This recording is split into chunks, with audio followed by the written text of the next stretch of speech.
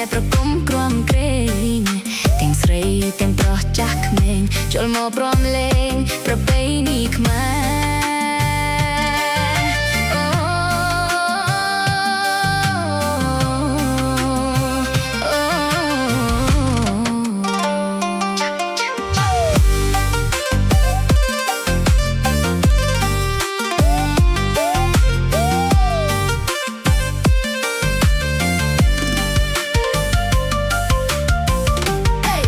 សូមអញ្ជើញចូលរួមកំសាន្តប្រុសស្រីគ្រប់ប្រានសូមគុំប្រកាន់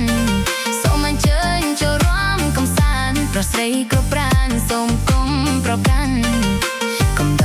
រាត្រីយប់យន្តកុំឲ្យខកខានប្រយ័ត្នស្ដាយក្រោយ